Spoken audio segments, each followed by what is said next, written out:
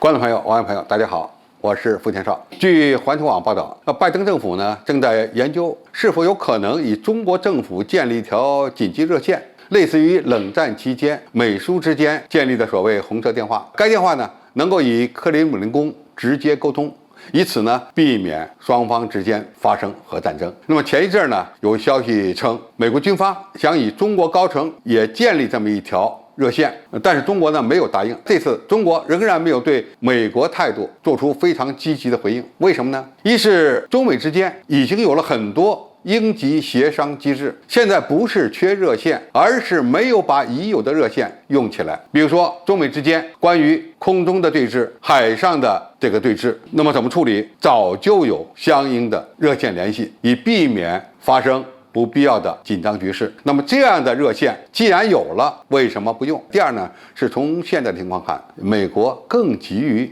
与中国缓和关系，因为美国现在面临着严重的国内问题，特别是经济问题，美元贬值，贸易逆差越来越大，通货膨胀越来越严重。那么面对这样的问题，美国希望中国能够采取相应的措施，贬值人民币来缓解美国的压力，尤其是缓解美元的压力。那么中国在新冠疫情之后呢，已经成为了全球最主要的产品供应国，根本就不需要在经贸问题上向美国让步。中国不急，美国很急，现在是这么一个情况。从今年上半年中美之间的贸易情况就可以看出来，现在中美之间的贸易逆差现在是越来越大，中国对美国的出口不断的上升，而美国和中国之间的贸易逆差也在不断的上升。因为美国在疫情期间很多的需求必须求助于中国，而不是其他国家。因为中国呢已经成为了全球控制疫情最好的国家之一，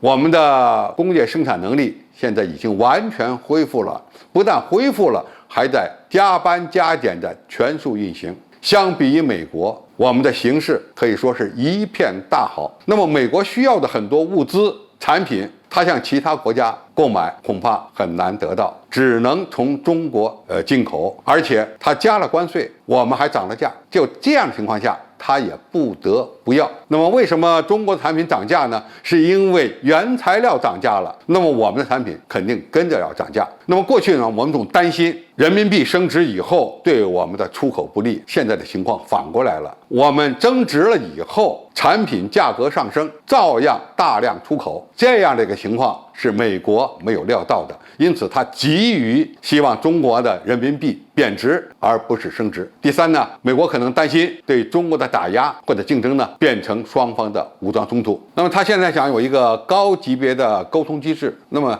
有了这个高层的热线，从理论上讲可以减少双方的冲突和矛盾。比如说一旦在南海地区或者台海地区发生危险接近，甚至呢这个有可能导致武装冲突，那么通过高层的热线沟通能够缓解双方的矛盾，缓解这个南海和台海地区的军事对峙态势。但是从另一个方面讲，是否建立了这样一条热线之后，它有可能增加美方冒险的几率呢？我们这一点也不能不防，因为他认为反正既然有了高级别的沟通机制，那么我增加一些压力，增加一些冒险的行动，有可能呢对中国造成相应的影响。总之，美国提出来的这个在高层之间建立热线的这个建议，中国没有回音，我们必须进一步观察美国的态度。何况中国有足够的能力来应对